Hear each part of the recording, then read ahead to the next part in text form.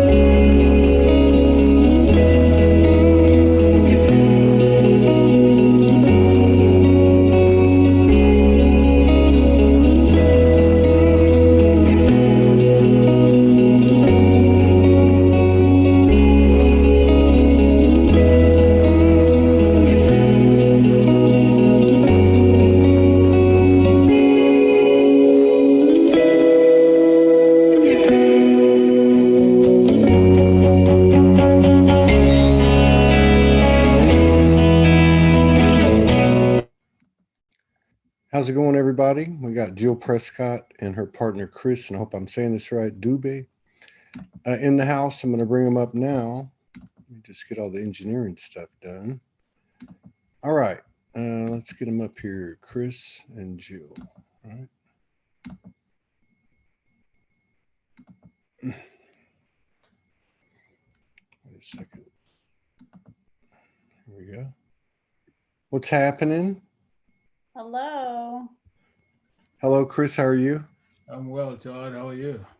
I'm very good. I heard a lot about you. You're good. It was good. It was very impressive. It was very impressive. The energy of y'all's connection was impressive. It came through. Of course, Jill's energy's very impressive. It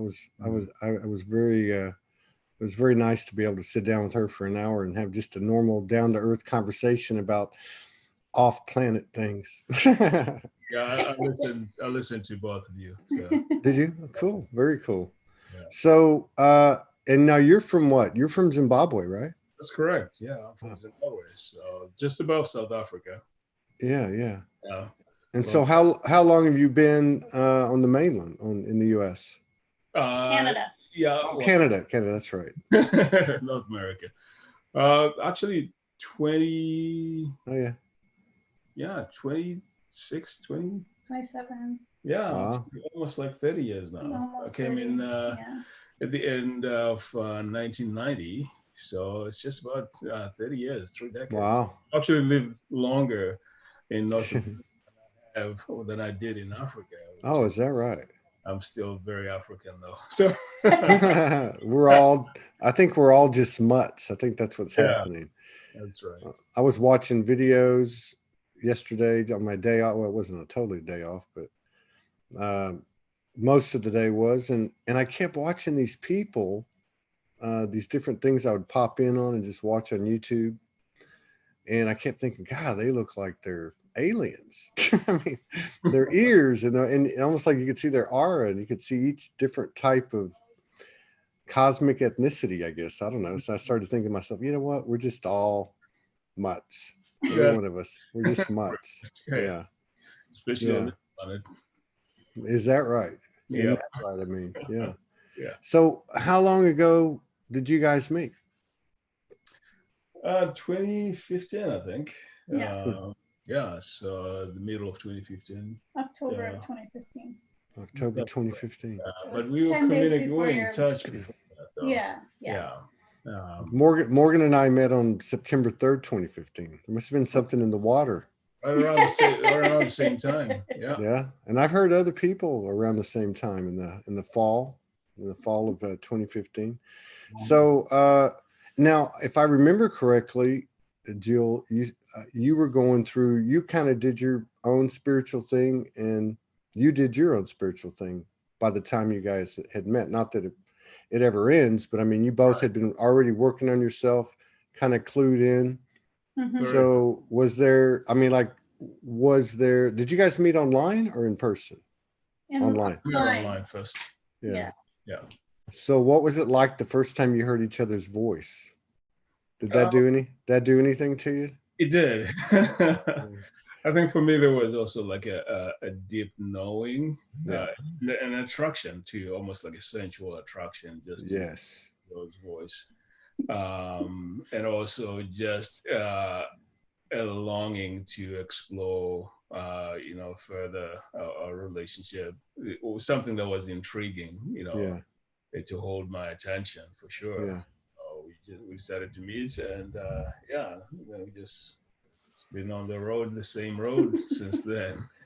Yeah, we had like an 18-hour first date. 18 hours. Yeah. We met for brunch, and I finally kicked him out after we had come home from dancing at 1 o'clock in the morning. So it was a very wonderful first date. No kidding. The Kundalini energy must have been running full steam, because your stamina that day for both of you was incredible. Yeah, that's right. It's just 18 hours. I just basically incorporated it into my life that day. That was right? For the most part, I would say, yeah. You met Andrea. He met one of my closest friends on our first date, and we went out dancing, all three of us, and Wow. Yeah. So you guys met for brunch, stayed connected, and I guess you had dinner and dancing. That's it. Wow. Dinner and dancing. Wow. He was hoping for an extension of the date. However, I sent him. Well, that's that old wounded masculine. I tried that every day.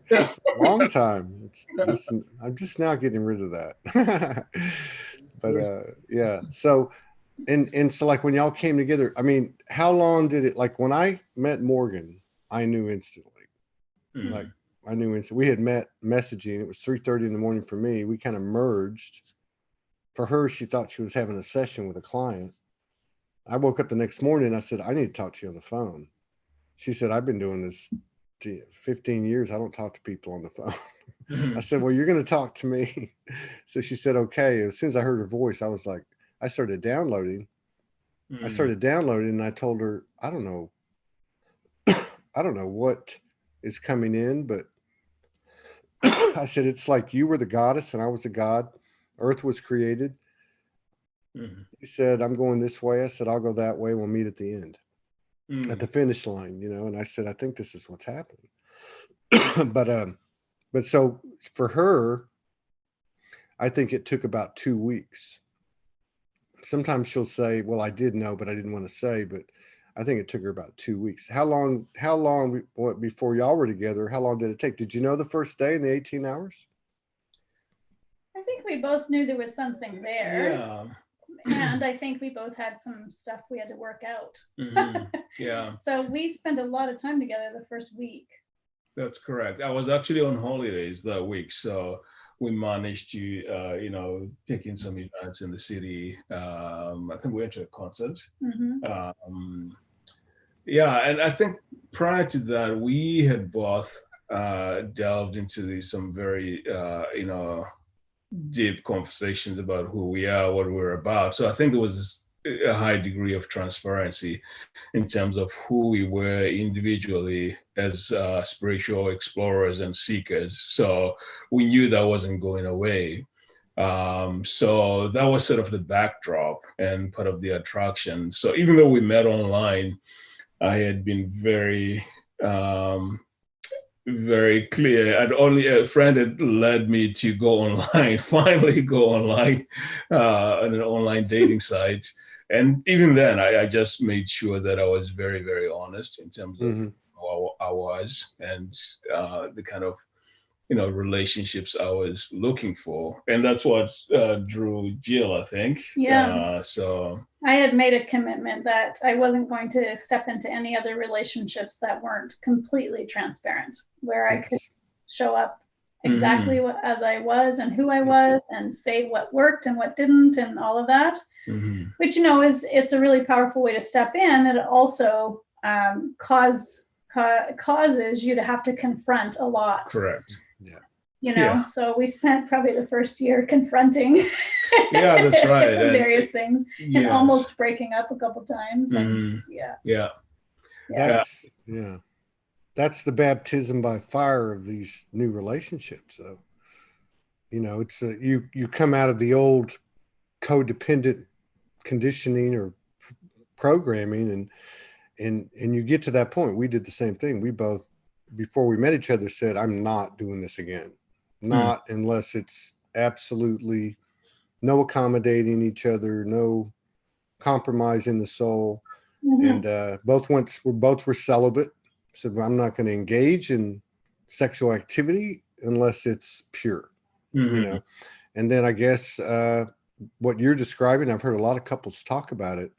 They come together, they know something's going on, and they have to, kind of smooth out the rough spots. So I guess what I'm saying is, we come out of this old conditioning, we make up our mind to live by the new conditioning, but we haven't experienced the new conditioning, but with ourselves.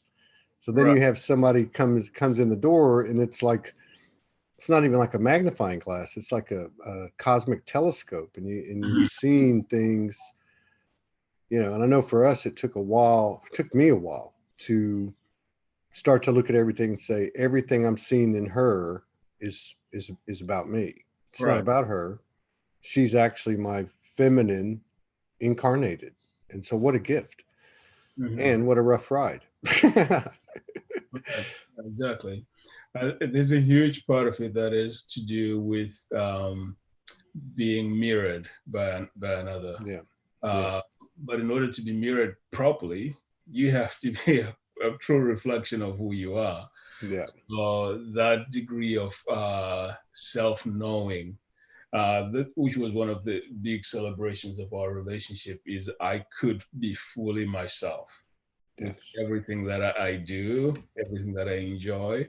So there was no tension in who I was, whereas, and this is not to knock any other relationships I've had, but there's always an area where you're kind of not fully there because of the nature of the relationship. But I think we kind of made a commitment, and I knew that I could be fully who I was, and whether that would make the relationship only temporary because of who I was, it would still be a gift to be able to be there like that, or whether the relationship would carry on. So we didn't really have sort of a closed off container. We knew that whatever it is we were going through was actually a gift in itself. So even if it never wound up us being together, we were fully there. So we were willing to hand it over. Correct. Like literally willing to say, at any point, if this isn't working for one or the other of us, and we still are, then thank you so much for what we've experienced, and I love you, and we're moving on. All right. So there's and what's I think what we both found so freeing in that is that it means that we are honest all the time. There's no fear about one of us or the other not being true, not being, fully present. And I think another piece that's really big for you and I also is the idea of our commitments individually and as a couple to living our life in service to the Creator. Correct. Yeah. In service to love, and that we really embrace that. Yeah. And then there's also, I know for me, of course, because when I met her, she was 15 years plus as an energy practitioner, specifically anchoring down divine union frequencies or templates, code, and sacred sexuality, and some other stuff. So she'd done a lot of shadow work I had unconsciously, but not to the scientific level that she did. So I didn't get things as quickly, but one of the clear thresholds that I saw maybe a year ago, maybe a year and a half ago, was being in a space where no matter what, no matter if I'm looking at it from multi-dimensional 5D, 3D, straight human being a brat, whatever the case is, that I know that person on the other side is taking everything into themselves no matter what happens. Mm-hmm. So once I was doing that, then there was an obvious change in the frequency. And everything you said, I can totally relate to, like the service, the attitude of, not the attitude, but the field of shared consciousness of, hey, we're going to be honest. And if something happens at some point, we're going to do mm-hmm. what you said, Jill. And Morgan says that a lot. You sound a lot like Morgan. Mm-hmm. And I said to her one day, why do you keep saying that? and she said, well, there's a part of that knowing, like when you meet, you just know something's going on. And so there's a part of you that just kind of knows something, but you have to stay in that field of freedom, total freedom and mm-hmm. respect. Yeah. Mm-hmm. Very cool. Yeah. One of the things that, you mentioned something that piqued my interest, that you mentioned shared consciousness. Yeah. It was, I don't know when or how long after we've been together, but we became very clear that there was a third energy forming as a result of our relationship. Mm-hmm.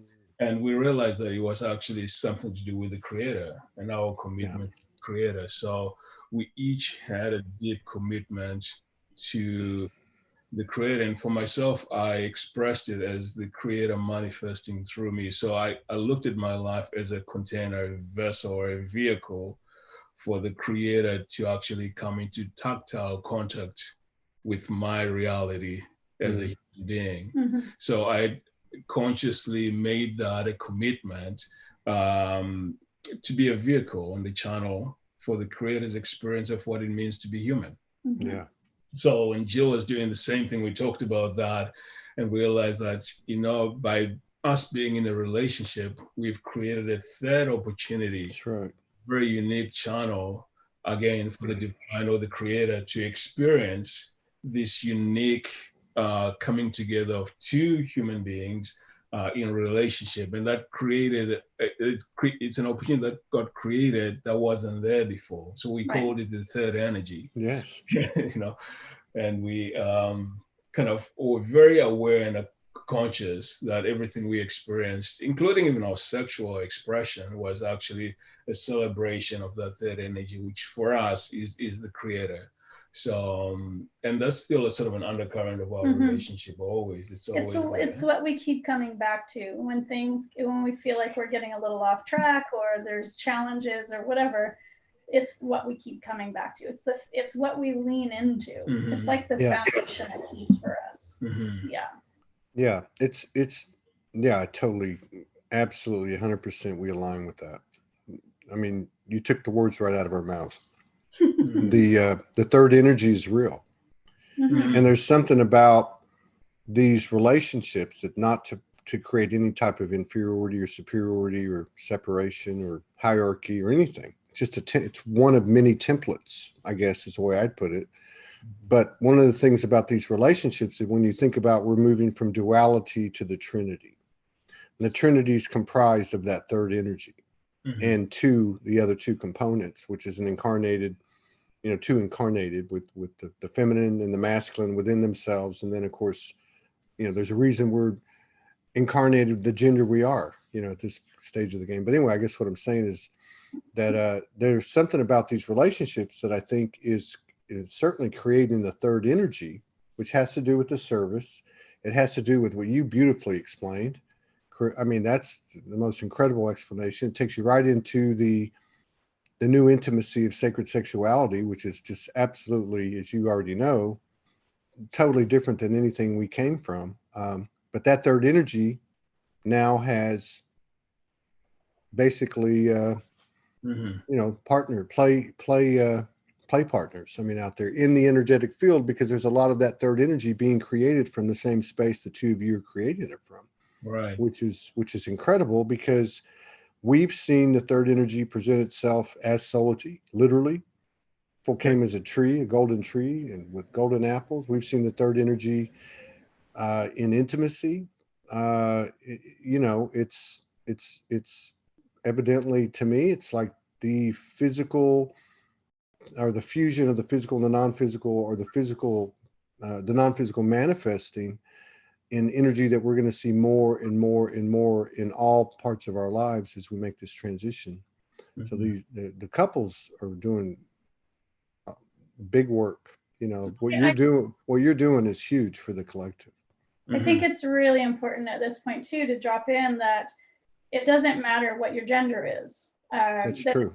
It is not a matter of masculine, feminine, male, female. It's a matter of, because I believe, and I think Chris is on the same page with this as I am, that the integration of the masculine and feminine within is what makes us available for that third energy. That's right. And I think we've moved past a point in our evolution in which we've moved past a point in our evolution in which we need to even think of masculine, feminine, female, male in the way of partnership, sexual energy, spiritual evolution, and it's almost damaging to some degree, I feel, because it creates a place in which there's an exclusivity. It's like, you know, if you're not a man and a woman in a relationship, you actually don't have access to this, which is so incredibly untrue. Yeah. No, it's not true. So I think we're in a place in which we have this massive opportunity to move this conversation forward, where, and I think the limitation around it is in our languaging. We just don't have language for anything, and we don't really have language yet for this way of being.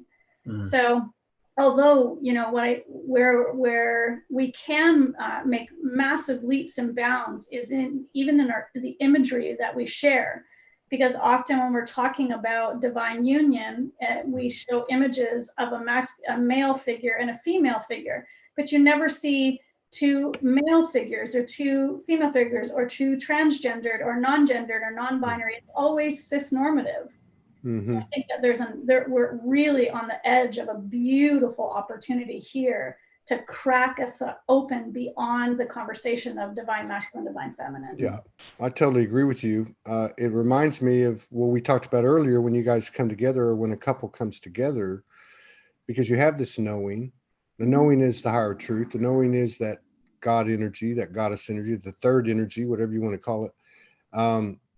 And you come together, and then you got to smooth out the rough spots. And to your point about the language, like, we've had same-sex couples on here.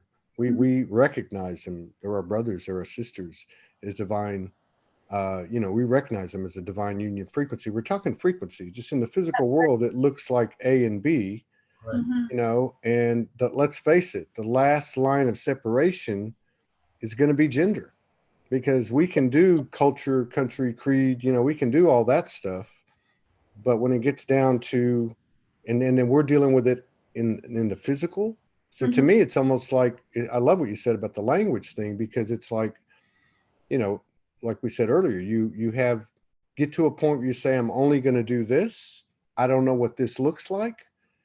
And all you can really do is the philosophy that you have.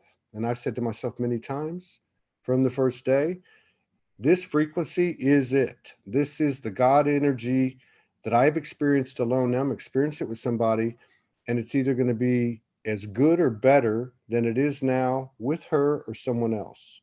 That wasn't a cop out. That was just that attitude that field of consciousness you created between yourselves and shared. And I think the same thing goes for what you're saying. It is. We don't know how to talk about it. How do you talk about divine union within yourself and take the masculine and feminine out? Because it's going to go that deep. But it's true. You're right. But I think the fact that we're physically incarnated, whether you're both the same sex or opposite sex, or there is binary, trans, whatever, because we've had them all on here. That's part of the challenge. That's part of the, you know, the tools that we're working with, the shadows that we have to work out to develop that new language, and that really not a new template. I think it's a new template. It's an expanded template. The old template was masculine, feminine. The new template is going to be bigger than that. It's I love what Jill has mentioned and what you're talking about, Todd, in terms of how language actually constricts us. The reality itself doesn't have any names, doesn't have words. It's not named. There's no language to it. So when you put language to it, then a lot of things become constricted because we want language to make sense. Yeah. Within each one of us, there's a capacity to fully explore the feminine and masculine aspects of our own natures. Everyone has that. It's not half there. It's not like you are partially something, but you're actually fully, completely both of those within your own self. So before you're even in a relationship with somebody else, you have the capacity to fully explore those aspects of yourself, unless if you're repressing one aspect of your own being and hoping that another external version of yourself is going to come and complete that puzzle piece that you have actually hidden from yourself. So you're looking for it externally from someone else to come and fit in that puzzle. And it's a bit of a mirage because you have that puzzle piece within yourself already.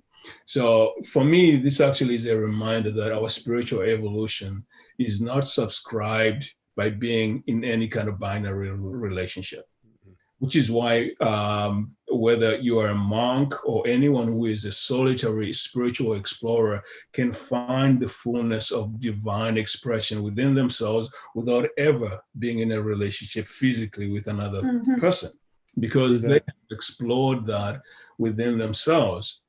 And the mystery is contained within the divine or the creator, the source or universe. And that mystery completely blows out any notion of being this or the other. So for me, God is the ultimate confounding word because it doesn't tell you whether God is he, she, or it. It's all of those things together. That's the limit of our language that allows us to get to that mystery that we call God. It's none of those things at the same time. It is all of those things. Yeah. So I think there is a sort of a challenge for us to bring that down into the level of our human day-to-day relationship and leave that mystery intact. And know that no matter how close we approximated in our relationship with another person, it's still an incredible mystery that is not prescribed or defined by the physical expression that we're expressing on the ground. It has something to do with the frequency, which is what you're talking about. So I think we come together in order to aid ourselves in the maturation of our frequencies or vibrations. So you come with somebody else who kind of matches your capacity or ability to grow beyond where you are. So if they serve that role for you, they're actually your soulmate at that very instant. For that moment, for that purpose. But you can outgrow them or they can outgrow you. And then you'll need another soulmate for where you are in order to spur your growth further.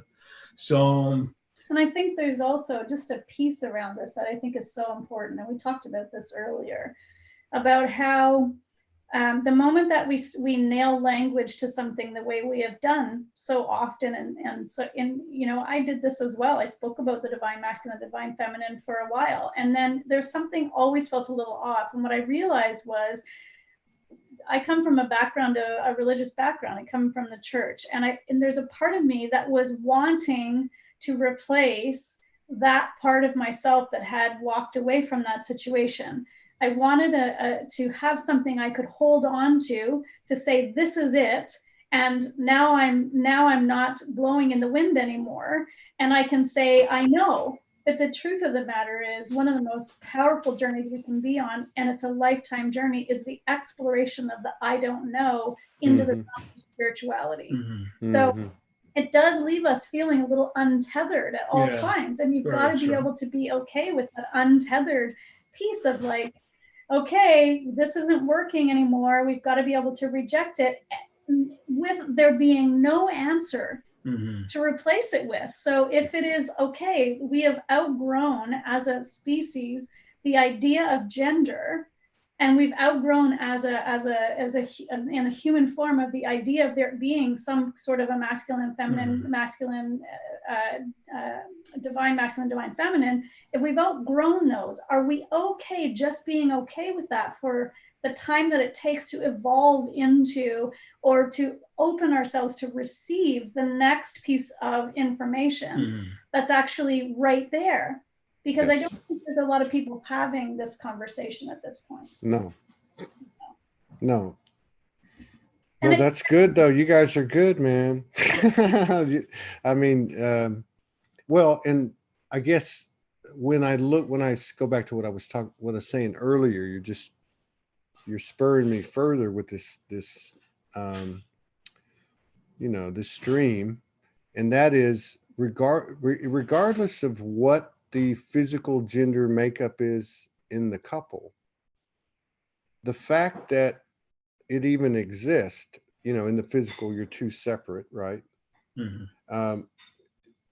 Like for me, looking at her, at some point I thought to myself, look, my masculine, I know pretty well, I was an alpha male, I've worked on this, I worked on that.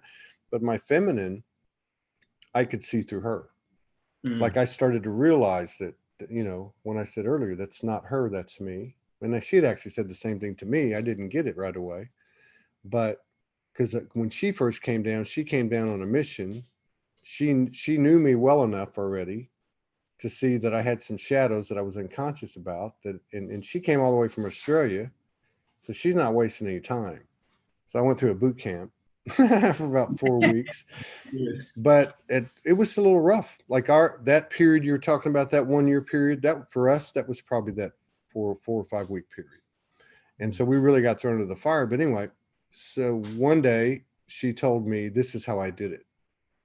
I was having a real hard time. I was talking to my higher self. My higher self was saying, hey, just hang in there. And the human was just like going, are you out of your mind? This guy's like lit. And so she said, but when I said to myself, this is my masculine incarnated, this is my, tool, the teacher, this is me. I'm looking at me, the parts of me that I may, and then I applied the same thing later on.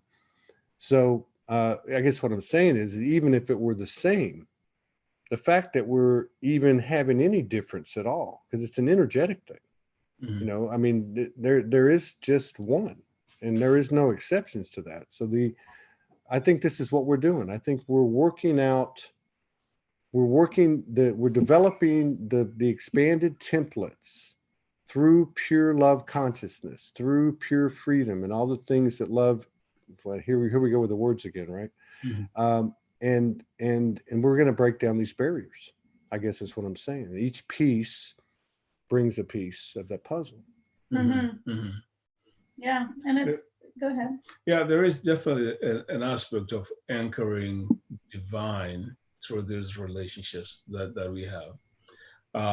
And I think when that is done consciously, there's actually a greater capacity for the creator, source, or universe, or love, let's use that one word, to actually fully express in our reality. Not so much within how we treat each other so much, but rather how we are within those relationships. So it's almost as if it creates this energetic radiance of love between whoever partners up in that capacity to be love with another human being.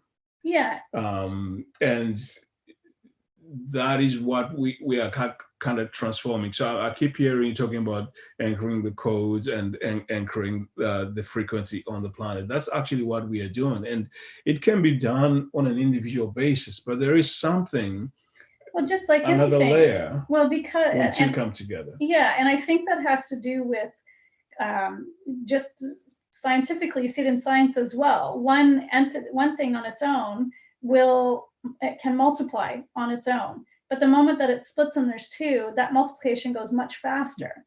So on my own, I have all the power that I could possibly need and everything within me that has nothing to do with my gender, my sexual preference, my identity, that has nothing to do with any of that, to ground that into the planet.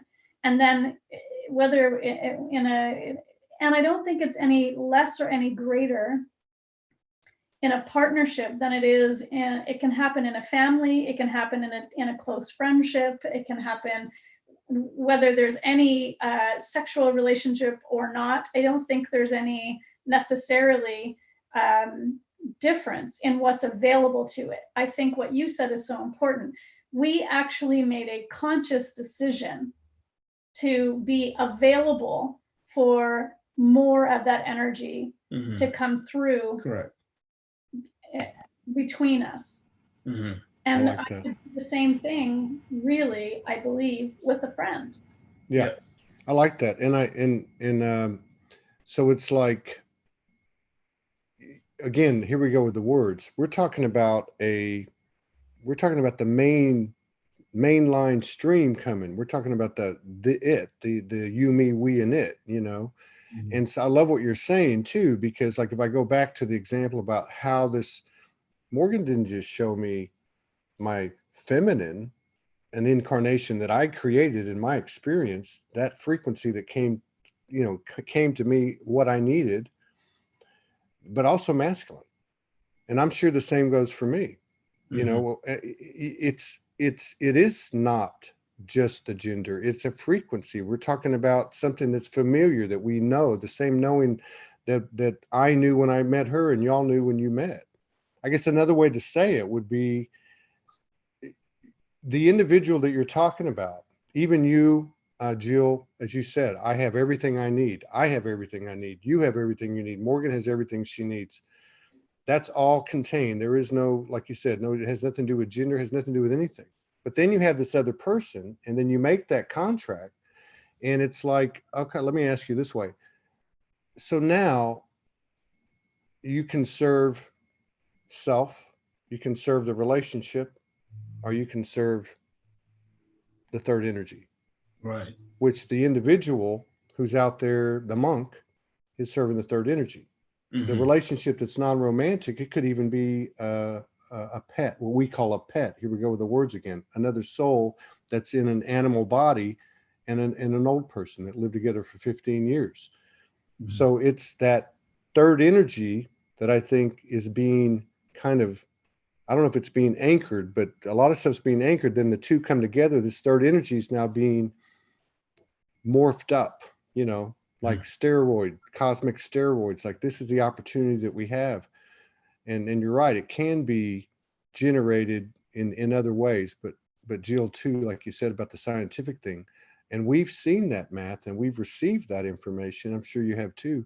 That multiplication, you know, the duplication afterwards, the growth afterwards, once there's two, is much, much faster. Where two shall gather. Yeah. With 2 or 3. I don't know whether you, I think Jill mentioned this, the work, the Law of One. Yes. It was incredible because one of the things that came through in that work is the base possibility was only created when the 3 of them came together. So, and by the 3 of them, Carla, in this case, Don and Jim, those were the primary 3. Okay. Yeah. But there was a relationship between the 3 of them that was actually intimate and energetic, but that is what allowed a focusing of energy that allowed, in this case, the raw memory, social memory complex to come through and offer what was needed from whoever was calling the planet. So other human beings created that possibility for teachings to come through. So for me, this is a constant reminder of how we grow into something that is greater than our own individual expressions. So Carla, Jim, and Don created a third energy that was actually the basis of the interaction of connection with the group. Yes. But the Ra group in themselves are not in one individual. See, this is what I find very fascinating. It wasn't like one person, but they call themselves a social memory complex. So they're not only just two united, creating a third, or three united, creating a third, but this is millions of people that have created another being that can be identified as one being. We call it Ra, but it's not one individual, it's not one entity, but it's actually an identifiable one thing. So this is and where there's no gender. There's no gender to it. It's androgynous. You can't identify gender to it. And yet within that group, there will be individual entities that could identify as genderized, but it itself is totally beyond that. So I feel that's like almost like the next evolutionary that's what I was just getting. That's a great example, though. That's an incredible example. And you said where two or more, they basically formed a physical triad. That's correct. They basically aligned with the Trinity energy. So the three of them, and what were they doing? They were serving the third energy. We might say 20 years ago, I am serving God, or I am serving the goddess, or I'm serving the universe. But so this is what you were bringing up, and this is what seems to be materializing, is you get into a state that is not set. There is no separation. So as I serve myself, first and foremost, to thine own self be true, I'm now aligned with somebody else that serving us is one and the same thing. Because the truth is, we're serving what you're now calling the third energy, which is just another way to try to understand what is God. And here we go with the language, but we're actually both serving that energy. Correct. And encompassing that is myself, is my relationship, is my work, and many other things. But that's a fascinating example, though. Yeah. You know, it's incredible because when you're talking about you serving God and Morgan serving God, and when you're both doing that, you're not so much directed to like serving each other. It's almost as if there's a reaction, catalytic reaction that happens when you're doing it the right, when you're focused towards the source or creator or the third energy itself. So your focus is actually not over here, but actually to what you're both looking at. And the reaction between the two of you is then reconfigured because you're properly oriented. So you're not caught up in the reaction or machinations of the relationship that's happening on the ground, because you're so anchored in your connection to the divine that the relationship itself, you know, it reconfigures itself to accord to that.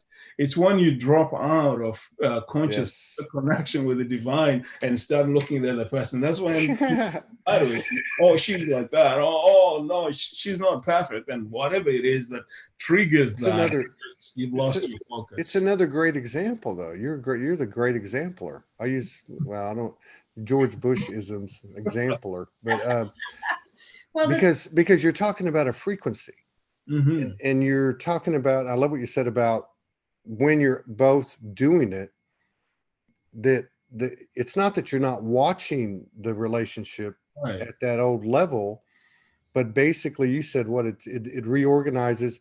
To me, it's the same energy of alignment. Like it's now going to align with the relationship that is taking place here, or taking more into account. So that's another great example.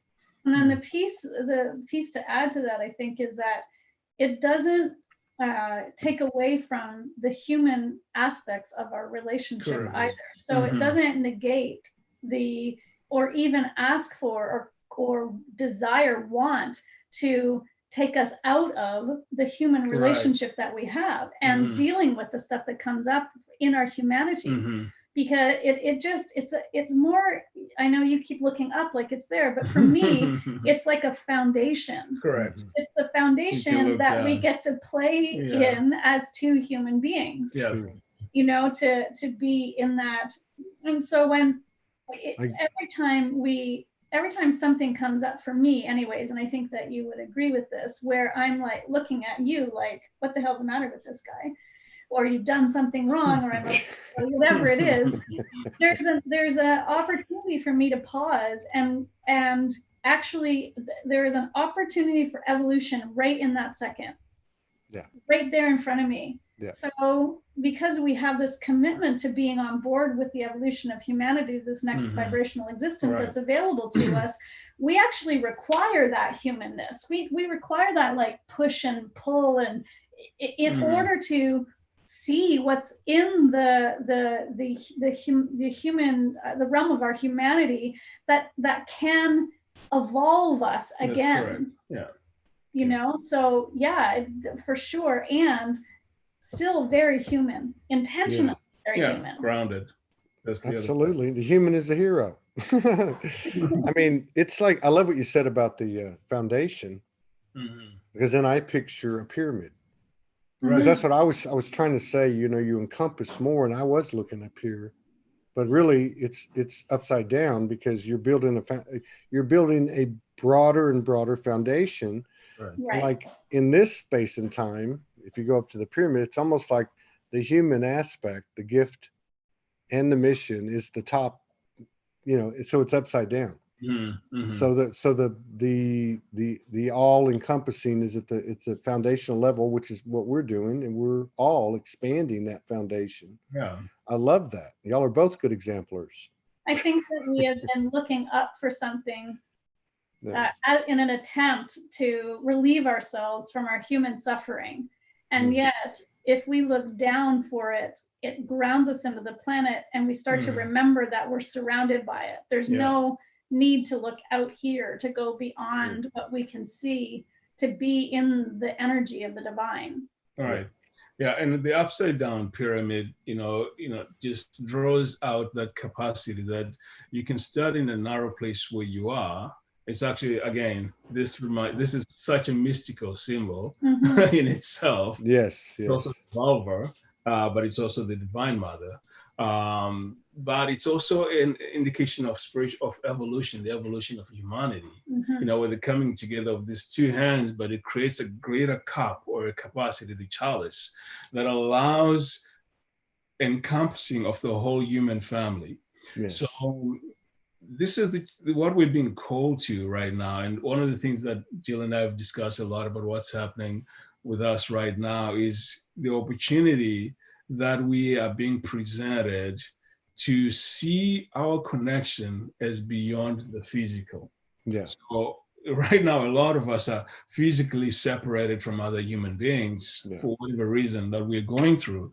But it's also an opportunity to re-switch our thinking to the opportunity of building a container for the human family that allows us to connect beyond the physical. So being asked to connect in a quantum state and be the human family. So you're never disconnected. You can be in your own apartment alone for 4 months, and you have the opportunity to connect to the human family at a quantum state. So take your eyes away from, oh, I can't go to the bar, I can't go to the restaurants, I can't go to the gym, I can't go to work, I am so depressed, I'm alone. Shift from there and connect with the rest of the human family in a quantum state. But here's the key. The key is for you to be able to first turn down, look at the foundation like we were talking about, and express your love to the earth, the Divine Mother, the whole family. So open your heart and fully encompass the whole earth.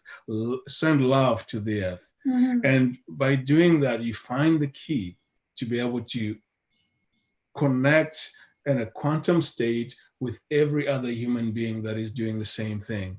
So we're building a new muscle, a new muscle. We're building another human being, the words that I use, and this is where language takes us away again, is Adam Kadmon or the cosmic being, whatever. It doesn't matter. We're building another being. We're building a new expression of the creator on the planet. Correct. But it's also a human being. Yes. But a human being form. Of greater capacity that includes a lot of human beings in it.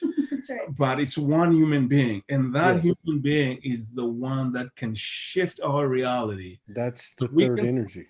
That's right. And I actually feel like the human beings on the planet currently that are leading that are those that are transgendered, non-binary,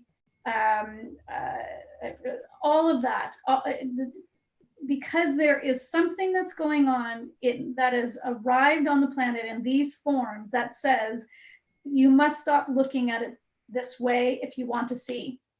Yeah. And it's showing up, for a reason. It's part of the part of the book that we're reading every day. And you just said something. So like, I totally get where you're at. I'm seeing it all. And by the way, when you did this, that figure had jumped out at me like 3 times. I don't know if you saw me blink and go like that, but I saw it 3 times, 10 minutes before you ever said that. I thought, what the hell is that?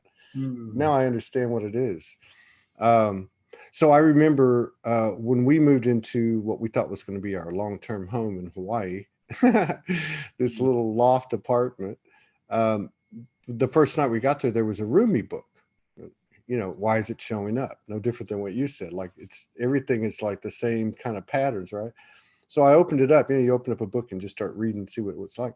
And he had written this prose, and he was talking about. Now this is energetic. He was kind of talking about. Well, he was talking energetics too, just in the old language. But he was saying, when 2 people come together and they're intimate, and again, this is energetic, they come together, something is created. And he was going on to say how if you just look at the human part of it and think, oh, well, there wasn't a baby.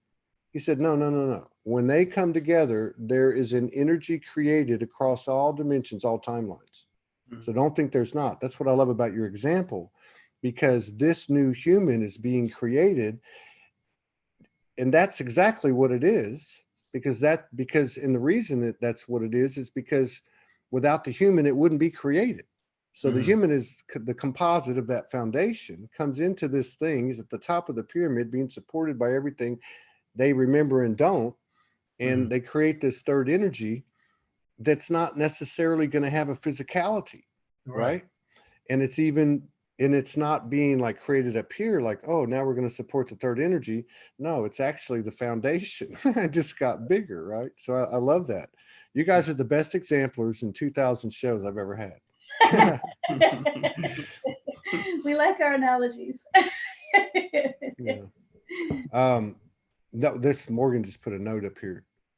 I was going to ask you about a couple of things. I don't want to run out of time, but so we were directed, instructed, directed, guided to, in moments of sacred sexuality energy, and I'm not talking necessarily about intimacy, close off, what we might think. I mean, you guys, I know, have already gotten to this point where, because you mentioned it earlier, but we were directed and guided to, or told that we could send this energy to wherever we wanted to. And one of those things would say be our relationship, or one would be Soulology. And it works. I don't know if y'all had any experience like that, or any guidance like that, or anything else that's come from your moments of intimacy, which can be hand holding or anything else, where that third energy, I think you actually referred to this at the top of the show, but have you had things come in, downloads, mystical events, mutual hallucinations, anything like that? Well, I have, and this may come as a surprise to Jill because I've never shared it with anybody. Oh, it's a perfect place. It's only like 5 minutes. But now may be a good time because it's a reminder, maybe. I don't know why, but there is a point in which when you come together physically in an intimate relationship with someone else, and you use the coming together sexually as an opportunity to express love to the Divine Mother. I found for myself, this is happening internally, of course, when we're in our own intimate relationship. But when I am consciously aware of that I am offering this opportunity as an expression of love to the Divine Mother, I find that there is a deeper connection between Jill and myself. And the female, she recognizes it right away. It's almost as if a switch comes on, and she senses that there's another knowing. I can tell she knows. She immediately knows that I'm in connection with. It's almost as if it's an opportunity through her to express my love to the Divine Mother, but also an opportunity for the Creator to express. It's almost as if there's another an opportunity. It's an opportunity. It's an opportunity to add another being to that one human being that's more than one. That's a complex. That's right. It's like the divine feminine or the divine masculine, which is words which I think are limited words, but it's almost as if it's an opportunity for that to come together through our sexual expression as well. So I have found that to be true. And maybe an offering to other partners out there to be consciously aware and see the energy as an offering to just beyond the person, the container that you're in interaction with, but past that to the Creator, or for me, as an expression of love to the Mother or the Earth. So that's my little clue. I can relate to that, and I can tell you that, and I'd ask you, I mean, so as you're telling me this, I'm just like getting tingled all over. My Kundalini started a little bit. I had to shut that down. but because I'm thinking about stuff that's just happened. We've had a whole evolution in the intimacy seems to be a huge part, or say a huge marker, or you can kind of tell what's going on there, like at the core, because it's bringing everything together. So it's been beautiful. And what you just said, I've experienced, and there's a big difference between being told something or reading something and actually experiencing something. But I absolutely can I resonate totally, because I've experienced what you're talking about over the last few weeks. There's been times, and when it happens, it's like, it's like Mother Goddess, Mother Mary, Magdalene, Morgan. And that's, again, just words trying to describe, it's all the same, right? So I remember the words. I can remember, this is in the last 2-3 weeks, she is the mother. She is the goddess, she is the mother, and this is the womb, basically. And I, even last night, I got that. I walked to the beach, and she wasn't with me, but I got that same type of message. That must be symptomatic, or a characteristic, or something of this third energy that you guys explained so well. I mean, it's, and you're right. As soon as you hit that point, they know. Right. Well, everything. Knowing that it's like a slot machine when you're in Vegas, when it, like, you know what I mean? I don't mean that like in a bad way. I just mean every cell in the body, because you immediately feel it too, don't you? Yeah, and the challenge, Todd, is to actually take that. Like, I love that you went to the beach and you had the same experience, even though Morgan wasn't with you. Is the challenge is to take that into our day-to-day lives, and be that vibrating presence of love giving. And when you're always in that state, you can give love. I love that Jill talks to plants. She talks to our garden out there, our vegetables. But it's a lesson to always be in an open state of giving love. I love that you said this piece, because while you guys are talking, there's something around staying aware that this is how you and I are experiencing this, and bringing the Creator into our lives and creating this third energy. And it's how you guys do, Todd, you and Morgana. However, you can be a single human being, live in a solitary life, and have that same thing happen. That's right. And that's right. So there's an opportunity to not get lazy about it either, to be like seeking that everywhere. I've been in the practice for a long time, in the practice of looking for love in all things, for seeking it in all things. And I think that's why I talk to the plants so much. But there's another subtler and just as powerful, that maybe perhaps doesn't stoke the human fire quite the way something, that a sexual union does, and yet has the exact same impact in the offering of that energy to the planet and to the rest of humanity in the way of service. So I think it's really important not to set that aside. Correct. Yeah. And I think also as a reminder of what the greater role that we are playing in this is to build this house for all of humanity, not just humanity, but also the creatures that are in it, other animals and beings that share this neosphere with us. So we are not outside of it, and we're not just the controllers of it. We're actually an integral organic part of it. So everything else around us, it lives in an open state of love. But human beings, we can shut that off ourselves. So the opportunity we have within the human expressions of the Creator is to open that access to love consciously and to hold it open wherever we are. So it's almost a lifelong practice that we have to go through in order to do that.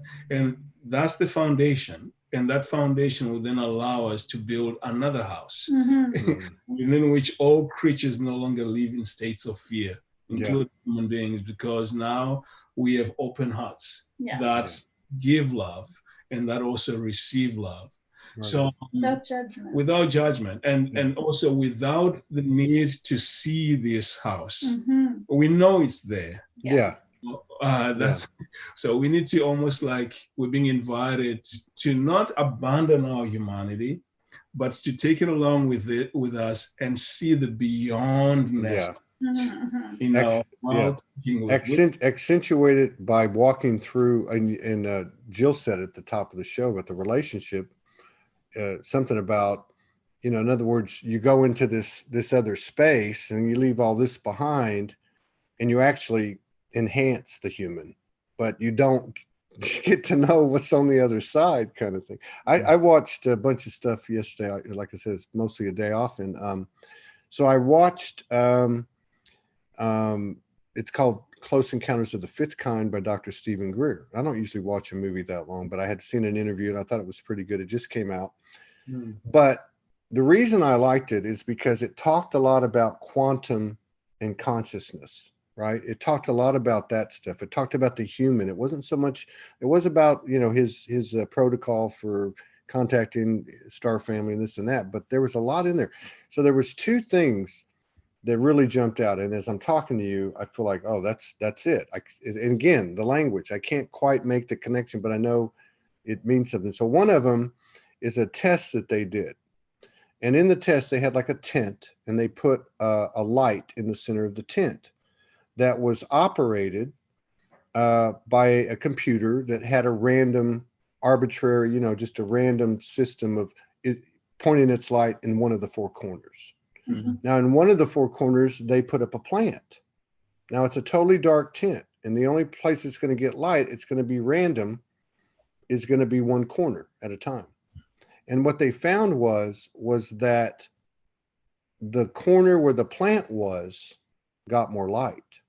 And so where they were going with this in this study of the quantum consciousness, field consciousness, was that life attracts to life. Right. And so computer, random system to the, okay. The second one was an image. And what he was showing was that a photon is born. It's singular. At some point, here we go back to what Jill said, at some point there's a split. Now, when that split happens, obviously the math changes. But it was showing how it could go to this split, this pair could be universes apart, but they were always connected. When that came in, I started thinking, oh, everyone's, we're talking about zero pointing polarities. Like, that's what I got. I thought, well, we can't, we even if we tried, we can't be different. You know what I mean? We've been trying. Can't be separate. Yeah. So it's like we're just aligning with the truth of, it's all the same. One. Yeah, that is true. You guys are fascinating. You guys are absolutely freaking amazing.